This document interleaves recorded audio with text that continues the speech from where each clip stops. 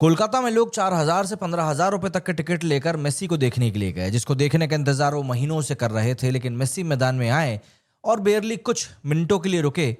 90% fans उनके चेहरे को देख तक नहीं पाए और उसके बाद वो वहां से निकल लिए। क्यों?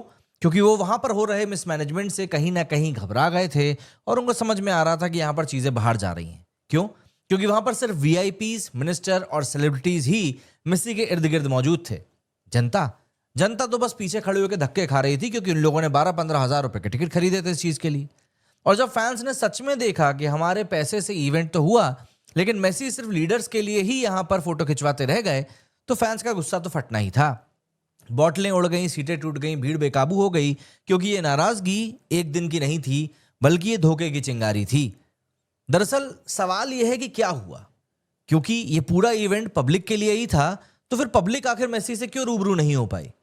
मेसी एयरपोर्ट पर आए तो केओस, स्टेडियम में केओस, वीआईपी टनल में केओस, हर जगह पर सिर्फ और सिर्फ मिसमैनेजमेंट, अकाउंटेबिलिटी जीरो।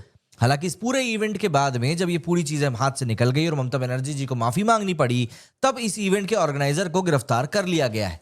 लेकिन इस बात से ये इनकार नहीं किया जा सकता कि कोलकाता में ये जो हुआ वो पूरी तरीके से पॉलिटिकल फोटो ऑप बन के रह गया, जहां पर राजनीतिज्ञों की धर्मपत्नियों ने भी आकर मेसी से फोटो खिंचवा ली, जिनको पता भी नहीं होगा कि मेसी आखिर करता क्या है। फैंस कहते रहेगा कि हमने पैसे दिए, हम घंटे लाइनों में खड़े रहे, लेकिन मेसी सिर्फ ऐसा लगता है कि नेताओं और अदाकाराओं और एक्टर्स से ही घिरे रह गए।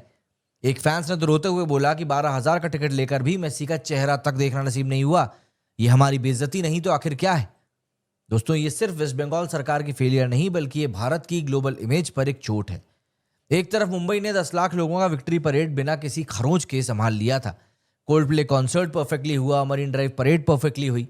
लेकिन कोलकाता कुछ हजार लोगों को संभाल नहीं पाया। पुलिस वहीं हाइपर एक्टिव होती है जहां पर ऐसा लगता है कि उन लोगों को पहले से चीजों को समझाया जाता है, लेकिन यहां पर ऐसा है कि पुलिस एक्टिव तो थी लेकिन शायद प्रोएक्टिव नहीं हो पाई। फैंस ऑब्वियस ही बात है इस समय बेहद नाराज हैं, हर तरफ सवाल उठाए जा रहे हैं और अब सिर्फ सवाल ही रह गए हैं। ममता सरकार के ऊपर उठ रहे हैं, एडमिनिस्ट्रेशन के ऊपर उठ रहे हैं, मैनेजमेंट वालों के ऊपर उठ रहे हैं। लेकिन बात यह है कि जिन फैंस के साथ में धोखा हो गया है उनका क्या?